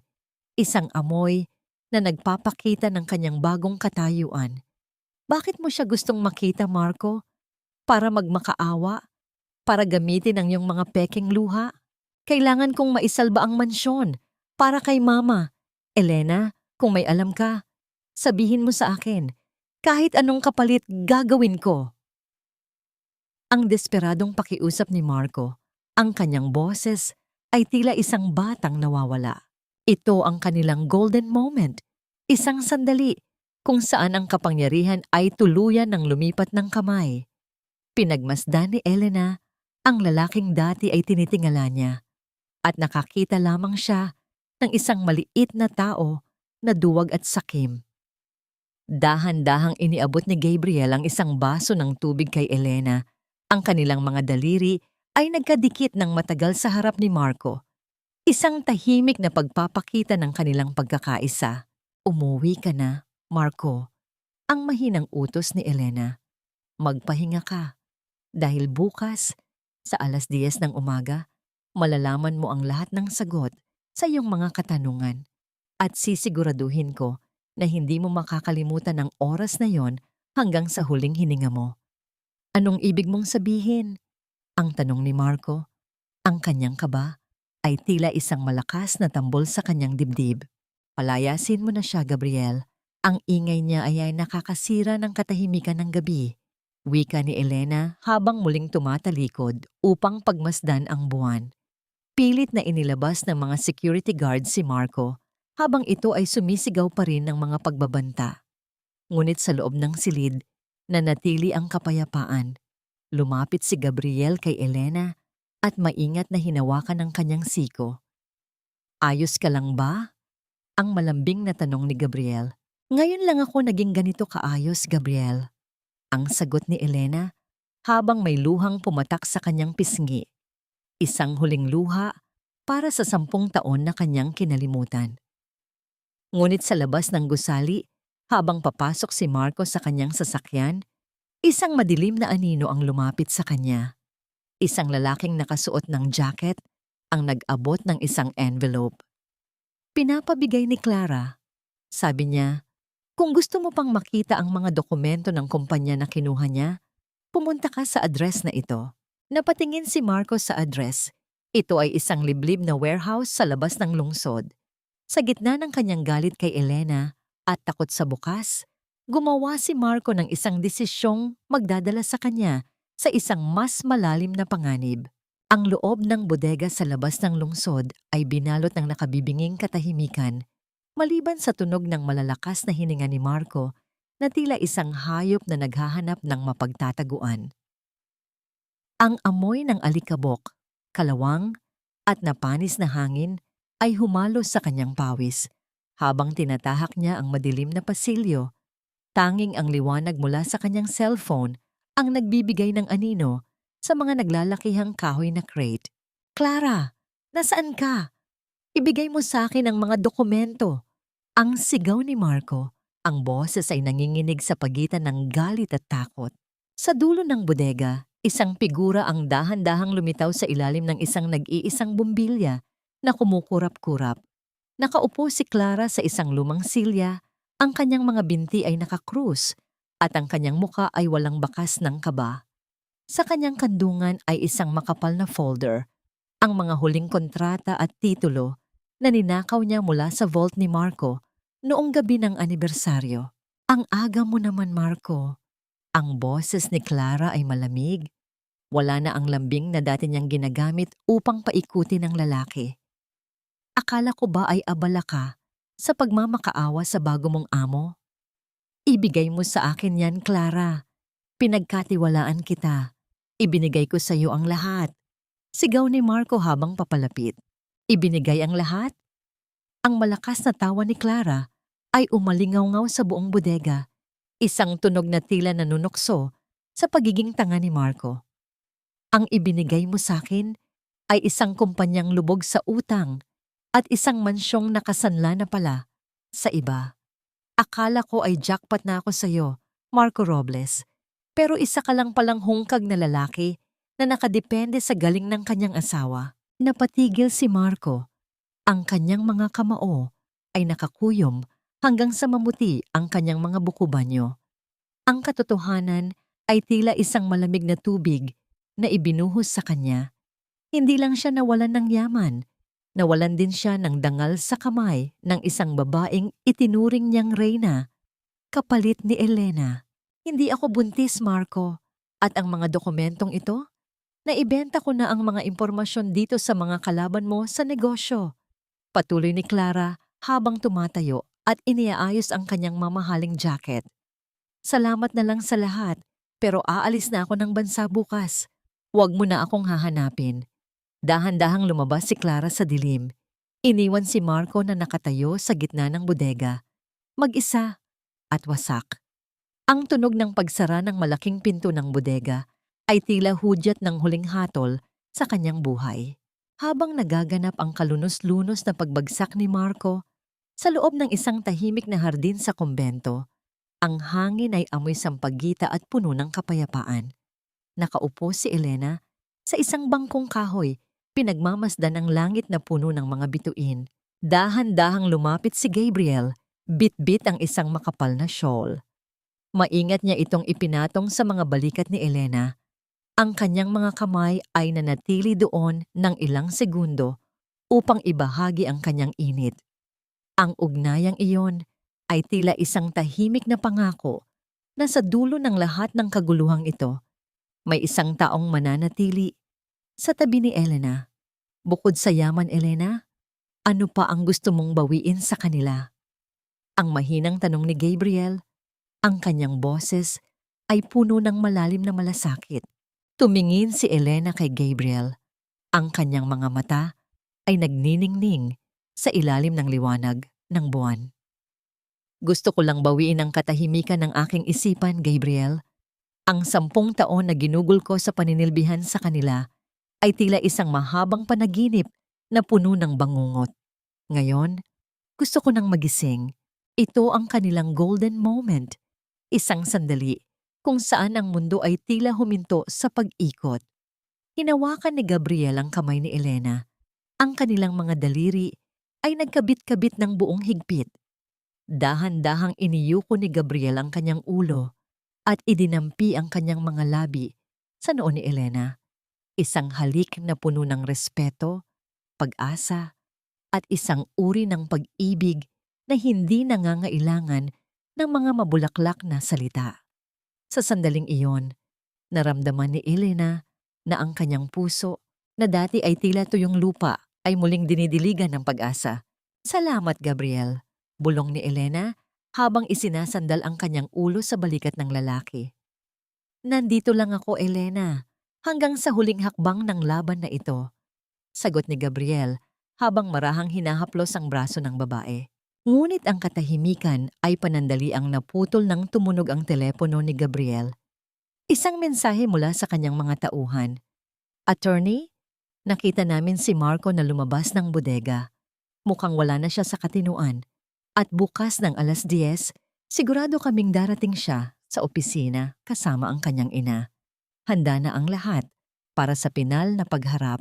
Ang gabi bago ang nakatakdang paghuhukom ay tila isang mahabang pasilyo na walang dulo.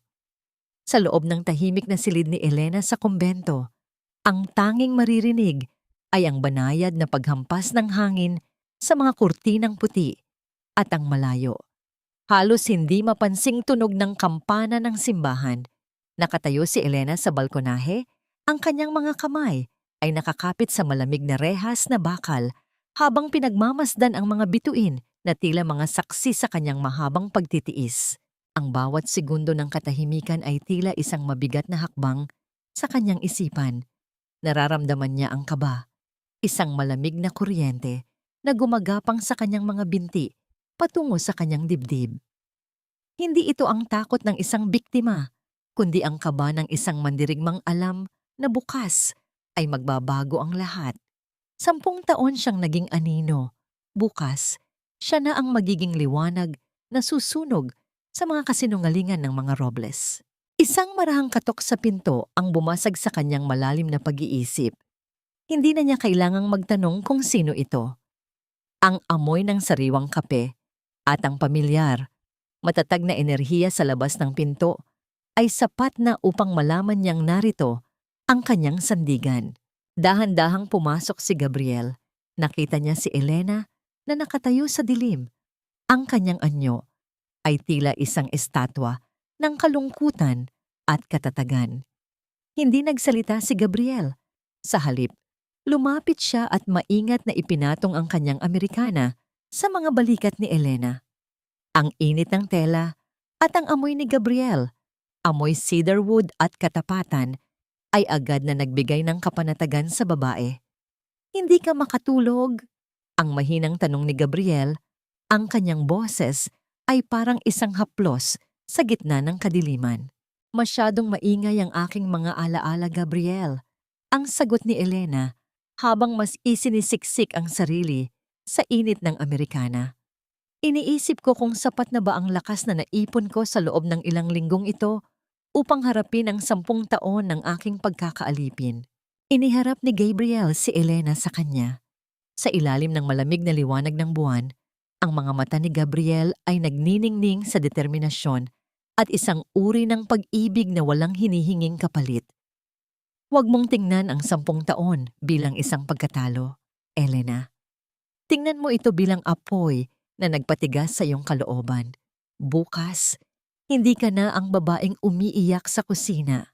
Bukas, ikaw ang nagmamay-ari ng bawat hininga nila. Ito ang kanilang golden moment, isang sandali kung saan ang mundo ay tila huminto upang bigyan sila ng pagkakataon na maging totoo. Dahan-dahang inabot ni Gabriel ang mukha ni Elena. Ang kanyang hinlalaki ay marahang humaplos sa pisngi ng babae. Isang tahimik na ugnayan na nagpapahayag ng higit pa sa anumang legal na dokumento. Nandito lang ako, Elena. Sa likod mo, sa tabi mo, o sa harap mo kung kailangan mo ng proteksyon. Hindi kita iiwan. Habang ang kapayapaan ay nananahan sa pagitan nina Elena at Gabriel, ang kabaligtaran nito ay nagaganap sa mansyon ng mga Robles. Ang loob ng bahay ay madilim. Tanging ang liwanag ng ilang kandila ang nagbibigay ng nakatatakot na anino sa mga dingding. Si Doña Carmen ay nakaupo sa kanyang silya, yakap ang isang maliit na kahon ng alahas na wala ng laman, kundi ang mga pekeng kwintas na hindi na ibenta ni Clara. Ang kanyang mga mata ay lubog at puno ng pait. Marco, ayusin mo ang iyong sarili. Ang boses ng matanda ay paos. tila isang tuyong dahon na nagagasgas sa semento. Bukas, kailangang maniwala ang may-ari ng Estrelita Holdings na tayo ay mga biktima lang din. Umiyak ka kung kailangan. Magmakaawa ka. Isipin mo ang iyong anak. Kahit wala na ang babaeng yon, isipin mo ang iyong dangal. Si Marco ay nakaupo sa sahig, may hawak na baso ng alak. Ang kanyang mga mata ay nakatitig sa kawalan. Ang bawat salita ng kanyang ina ay tila isang malakas na sampal na hindi na niya nararamdaman. Ang dangal natin, Ma, ay matagal na nating itinapon noong pinalayas natin si Elena. Ngayon, tanging ang ating mga anino na lang ang natitira. Ang gabi ay lumipas na parang isang mabagal na pagdurusa. Nang tumunog ang alarm clock sa silid ni Elena, ang tunog nito ay tila isang trumpeta ng digmaan. Walang pag-aalinlangan, bumangon si Elena. Isinuot niya ang kanyang pinaka-eleganting damit na kulay itim, simbolo ng pagluluksa para sa kanyang nakaraan at kapangyarihan para sa kanyang hinaharap. Ang huling isinuot niya ay ang kanyang pulang sapatos. Ang tunog ng pagtama ng matulis na takong nito sa makinis na sahig ay tila isang ritmo ng katarungan. Sa bawat hakbang patungo sa pintuan, nararamdaman ni Elena ang pagkawala ng bigat sa kanyang balikat. Handa ka na ba? Tanong ni Gabriel na naghihintay sa labas. Ang kanyang anyo ay kagalang-galang sa kanyang itim na suit. Tumingin si Elena sa kanya. Isang matalim at magandang ngiti ang sumilay sa kanyang mga labi. Matagal na akong handa, Gabriel. Oras na para bawiin ang lahat. Ang sasakyan ay dahan-dahang huminto sa harap ng matayog na gusali ng Estrelita Holdings. Ang tunog ng pagsara ng pinto ng sasakyan ay tila hudyat ng pagsisimula ng huling kabanata. Habang naglalakad si Elena patungo sa elevator, ang bawat taong nadadaanan niya ay napapalingon. Hindi nila alam kung sino ang reynang ito, ngunit alam nilang may darating na bagyo. Ang pinto ng elevator ay dahan-dahang bumukas sa ika-40 palapag. Ang tunog ng pagring ng elevator ay tila isang huling babala. Sa loob ng conference room, naririnig na ni Elena ang boses ni Marco na nagmamakaawa kay Gabriel. Huminga ng malalim si Elena, hinawakan ng hawakan ng pinto, at sa isang marahas, ngunit eleganteng pagtulak, binuksan niya ang pinto patungo sa katotohanang wawasak sa lahat ng natitirang pag-asa ng mga Robles. Ang loob ng conference room ng Estrelita Holdings ay binalot ng isang uri ng lamig na hindi nanggagaling sa aircon, kundi sa tensyong namamayani sa pagitan ng mga pader nito. Ang malapad na lamesang gawa sa madilim na kahoy ay nagniningning sa ilalim ng mga modernong ilaw, tila isang entablado na handa na para sa huling pagtatanghal. Sa isang dulo ng lamesa, nakaupo si Marco at Doña Carmen. Si Marco ay panay ang punas ng pawis sa kanyang noo gamit ang isang gusot na panyo. Ang kanyang mga mata ay balisa at hindi mapakali. Si Doña Carmen naman ay pilit na nagpapanatili ng kanyang postura. Suot niya ang kanyang huling natitirang pares ng perlas at ang isang bestidong akala mo ay mayaman pa rin siya. Ngunit ang panginginig ng kanyang mga kamay na nakapatong sa lamesa ay hindi niya maitago. Ang amoy ng kanilang desperasyon ay tila humahalo sa amoy ng kape sa silid. Bumukas ang pinto at pumasok si Gabriel. Ang kanyang tindig ay puno ng awtoridad. Ang bawat hakbang ay seryoso at walang bahid ng pag-aalinlangan. Agad na tumayo si Marco. Ang kanyang muka ay nagliwanag sa isang pekeng ngiti ng pag-asa. Attorney Silang, salamat at tinanggap niyo kami. Ang boses ni Marco ay mabilis at puno ng pakiusap. Alam niyo naman, ang pamilya Robles ay laging handang makipagtulungan. Siguro ay pwedeng pag-usapan natin ang tungkol sa foreclosure? May mga assets pa kami na pwedeng ilatag bilang garantiya. Maupo kayo, Mr. Robles. Ang malamig na putol ni Gabriel habang inilalapag ang isang makapal na folder sa lamesa. Hindi ako ang naririto para makipagnegosasyon sa inyo. Gaya ng sinabi ko sa telepono, ang desisyon ay nakasalalay lamang sa tunay na nagmamay-ari ng Estrelita Holdings. Nasaan siya, attorney? Singhal ni Doña Carmen ang kanyang boses ay may bakas pa rin ng dating kayabangan. Huwag niyo na kaming paghintayin. Sabihin niyo sa kanya na ang mga Robles ay hindi basta-basta pwedeng tratuhin ng ganito. May pangalan kaming pinangangalagaan. Ang pangalan niyo, madam, ay kasing nipis na lamang ng papel na hawak ko. Ang sagot ni Gabriel na may kasamang matalim na tingin. At tungkol sa may-ari, narito na siya. Kasabay ng mga salitang iyon, ang malaking double door ng conference room ay dahan-dahang bumukas. Ang tunog ng pagpihit ng trangka ay tila isang malakas na pintig sa katahimikan. Ang unang pumasok sa pandama ng mga naroon ay ang samyo ng isang napakamahal at eleganteng pabango. Amoy ng mga sariwang rosas at mamahaling sutla. Pagkatapos ay ang tunog ng mga hakbang. Ang bawat pagtama ng matulis na takong ng pulang sapatos sa makinis na sahig ay lumilikha ng isang ritmo na tila isang martsa ng katarungan. Ang anino ng isang babae ay dahan-dahang humaba sa carpet patungo sa kinaroroonan ni Marco. Pumasok si Elena. Ang kanyang suot na itim na business suit ay tila sadyang ginawa upang ipakita ang kanyang bagong kapangyarihan. Ang kanyang buhok ay maayos na nakapusod. Inilalantad ang kanyang mukha na tila isang perlas na dinalisay ng panahon. Wala na ang takot, wala na ang lungkot. Ang tanging makikita sa kanyang mga mata ay ang lalim ng isang karagatang tapos na sa bagyo. Napaatras si Marco hanggang sa tumama ang kanyang likod sa silya. Ang kanyang bibig ay bumukas, ngunit walang salitang lumabas. Ang kanyang mga mata ay tila lalabas sa kanilang mga socket sa tindi ng gulat. Elena? Ang pautal na bulong ni Marco. Ang kanyang boses ay halos hindi marinig. Ang mas nakakagulat ay ang reaksyon ni Doña Carmen. Ang tasa ng kape na hawak niya ay dahan-dahang nanggigil sa kanyang kamay hanggang sa ito ay mabitawan niya. Ang tunog ng pagbasag ng porselana sa sahig at ang pagwisik ng mainit na kape sa kanyang mamahaling bestido ay tila hindi niya naramdaman. Ang kanyang mga labi ay nanginginig at ang kanyang mukha ay naging kasing puti ng papel. Hindi maaari ito. Isang panaginip lang ito. Ang nanginginig na wika ng matanda. Ito ang kanilang golden moment. Isang sandali ng ganap na pagbabaligtad ng kapalaran. Pinagmasdan ni Elena ang dalawang tao na 10 taon niyang pinagsilbihan. Ang dalawang tao na nagtapon sa kanya sa ulan. Sa loob ng silid, ang katahimikan ay naging kasing bigat ng isang hatol ng kamatayan. Dahan-dahang naglakad si Elena patungo sa dulo ng lamesa, ang kabisera, kung saan tanging ang pinakamataas na pinuno lamang ang pwedeng umupo. Hinila ni Gabriel ang silya para sa kanya ng may buong paggalang.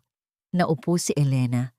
Ipinatong ang kanyang mga kamay sa ibabaw ng lamesa at tinitigan ng diretso sa mga mata si Marco.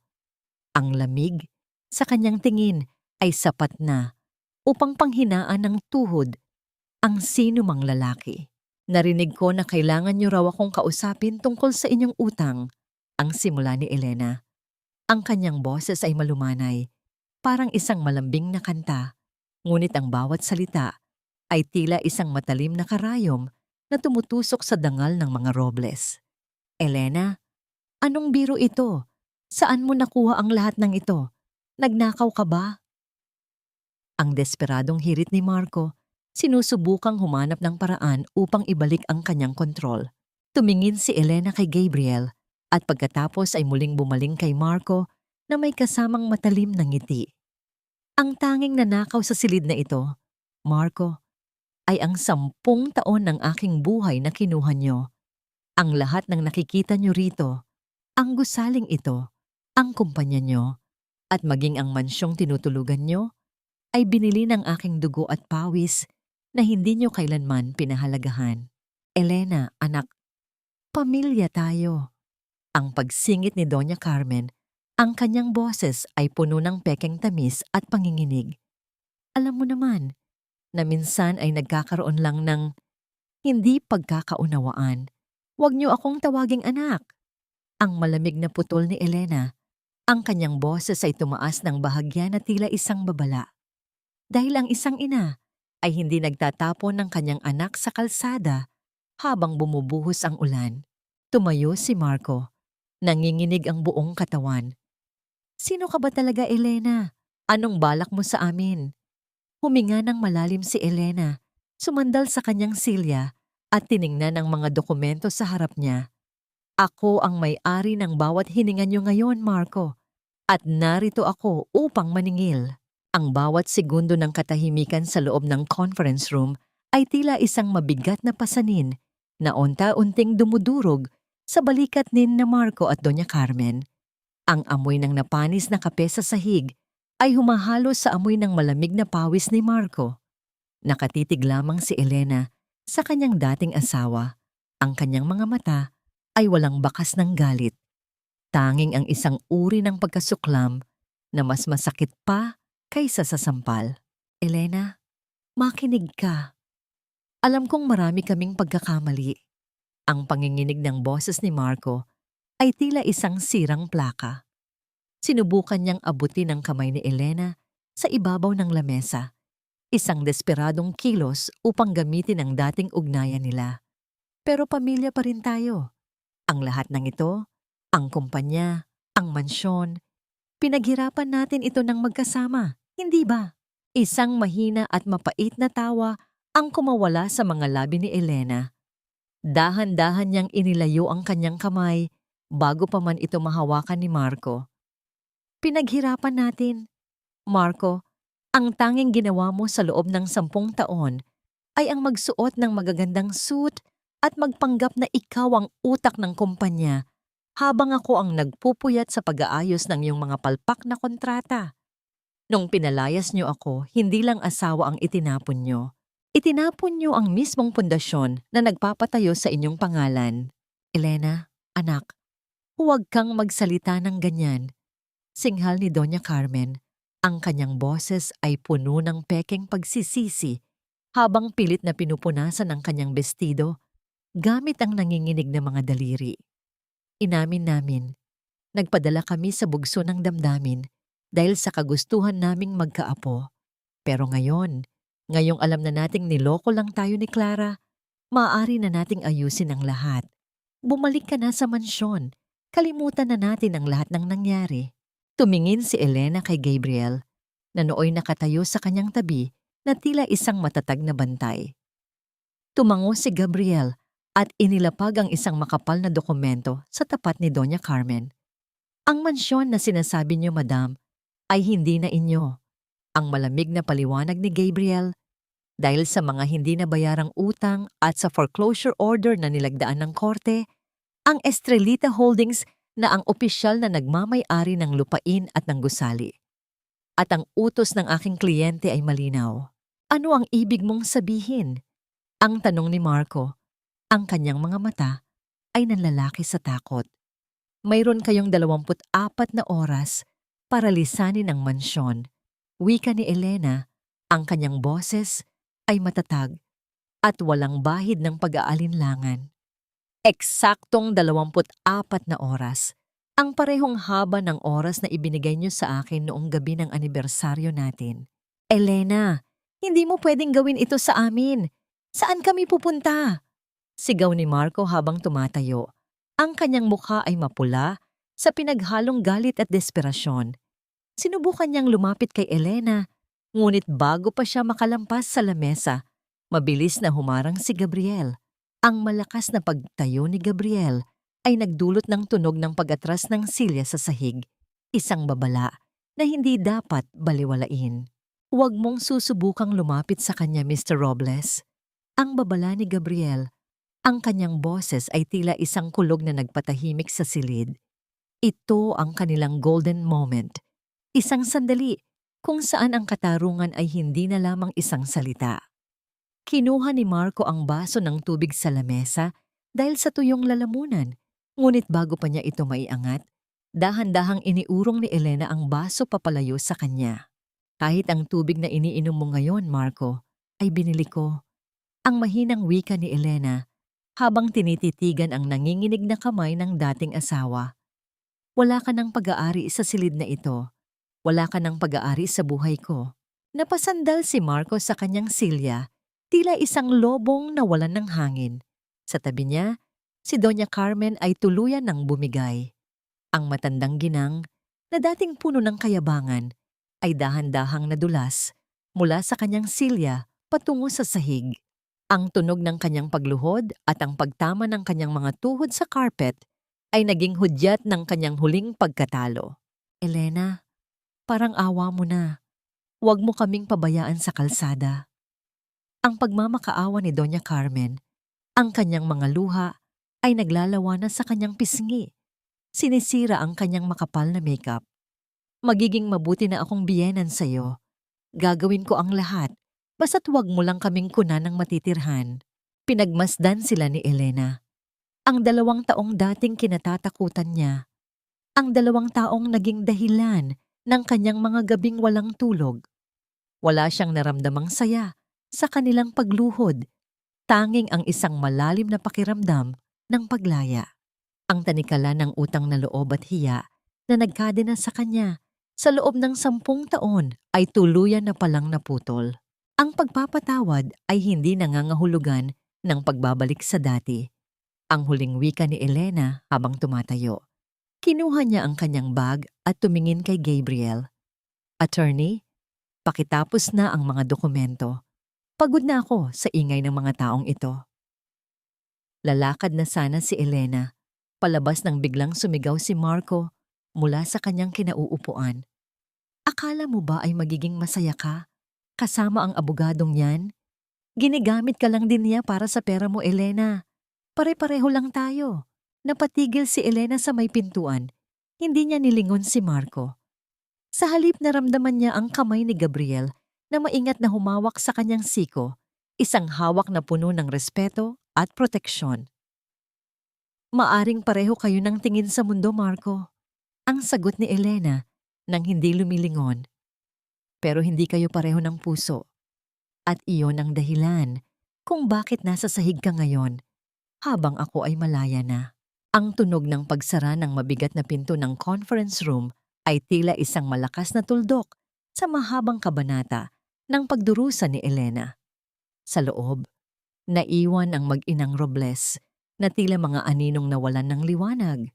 Ang sikat ng araw na tumatama sa malaking bakal na gate ng mansyon ng mga Robles ay tila walang pakiramdam sa bigat ng nagaganap sa loob nito. Ang 24 na oras na ibinigay ni Elena ay natapos na at ang bawat segundo ng katahimikan sa paligid ay tila isang timer na tumigil na sa pag-ikot.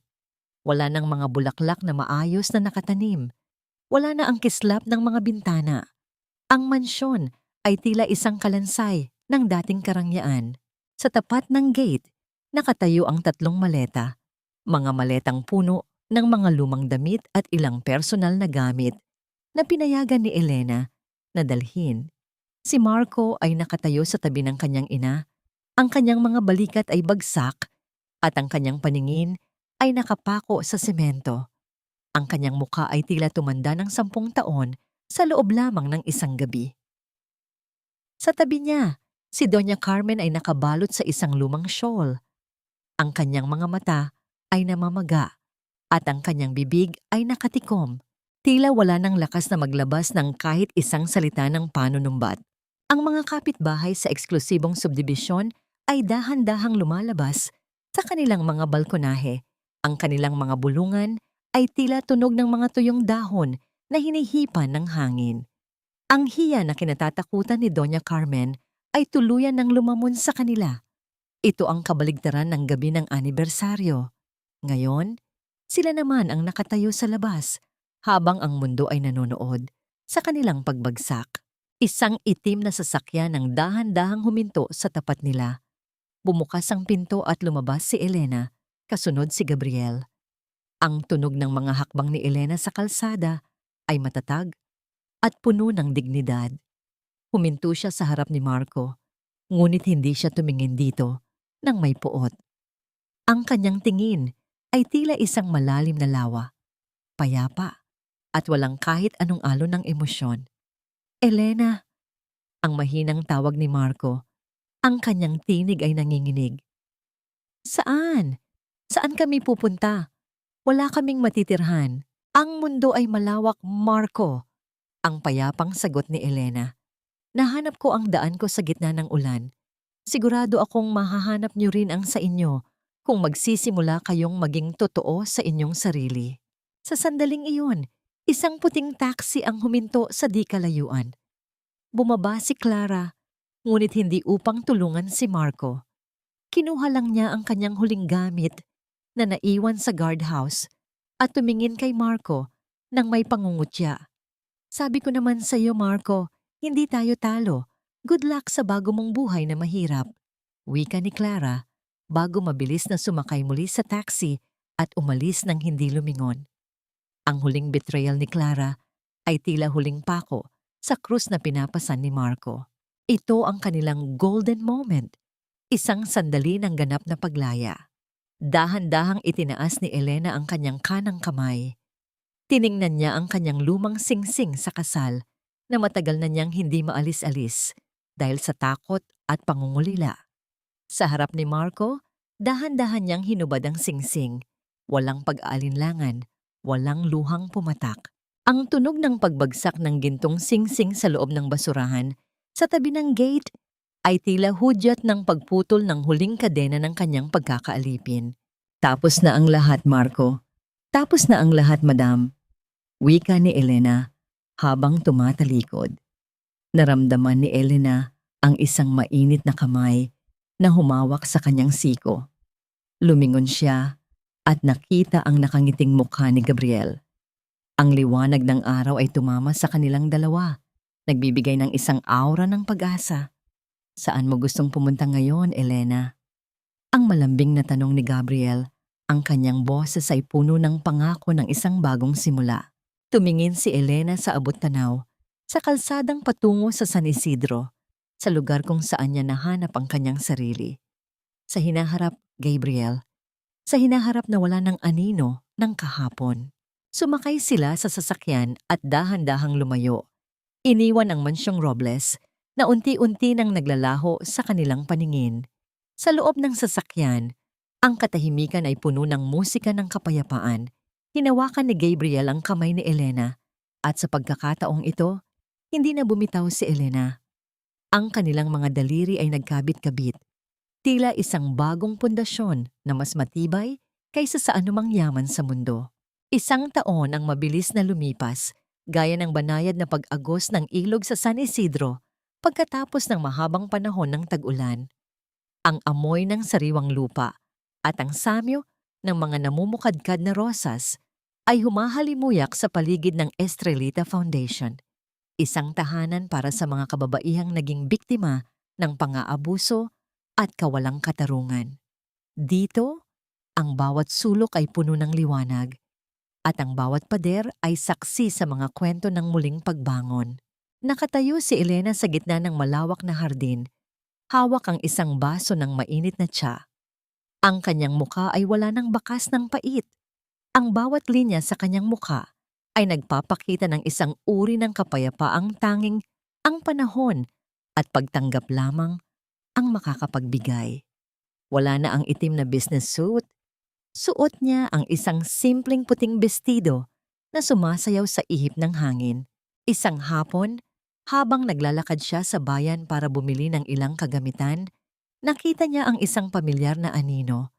Sa tapat ng isang maliit na karinderya, nakita niya si Marco. Nakasuot ito ng isang lumang uniforme ng security guard. Ang kanyang mga balikat ay nakakubot habang kumakain ng simpleng ulam sa isang plastik na plato. Sa tabi nito, si Doña Carmen ay nakaupo sa isang silyang kahoy, naglalako ng mga kakanin sa mga dumadaan. Ang kanilang dating kayabangan ay tuluyan ng tinunaw ng realidad ng buhay. Napatigil si Elena. Ang kanyang puso ay hindi bumilis ang tibok sa galit at hindi rin siya nakaramdam ng kagalakan sa kanilang hirap. Ang tanging nararamdaman niya ay isang malalim na katahimikan.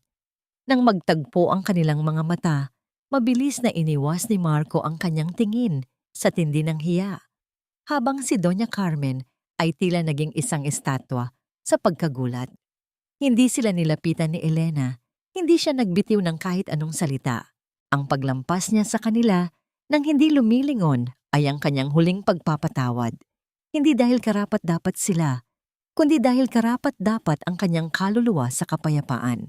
Nabalik ang diwa ni Elena nang maramdaman niya ang isang pamilyar at mainit na jacket na ipinatong sa kanyang mga balikat. Hindi na niya kailangang lumingon upang malaman kung sino ang dumating. Ang amoy ng cedarwood at ang presensya ng katapatan ay sapat na. Malalim na naman ang iyong iniisip. Ang malambing na boses ni Gabriel ay tila isang musika sa kanyang pandama. Lumingon si Elena at sumandal sa dibdib ni Gabriel. Hinawakan ni Gabriel ang kanyang kamay. Ang kanilang mga daliri ay nagkabit-kabit ng buong higpit. Dahan-dahang iniyuko ni Gabriel ang kanyang ulo at idinampi ang kanyang mga labi sa noo ni Elena.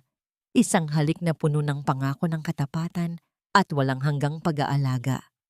Walang salitang binitawan, tanging ang tunog ng hangin sa mga puno at ang sabay na pagtibok ng kanilang mga puso sa iisang ritmo ng kaligayahan. Ito ang kanilang golden moment, ang mapagtanto na pagkatapos ng bawat bagyo, laging may darating na bahaghari.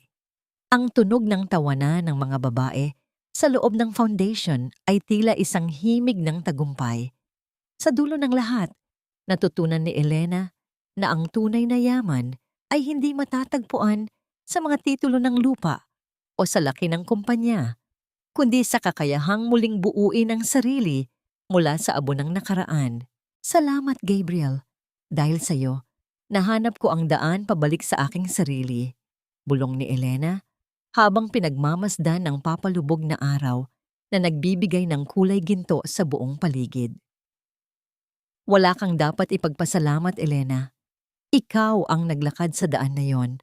Ako ay naging kasama mo lamang sa bawat hakbang, sagot ni Gabriel habang mas iniuuna ng mukha ni Elena sa kanyang balikat. Ang kwento ng babaeng itinapon sa ulan ay nagtapos na. At sa paglubog ng araw na yon, isang bagong kabanata ng pag-ibig, katarungan, at tunay na kaligayahan ang nagsisimulang isulat sa ilalim ng maliwanag na buwan.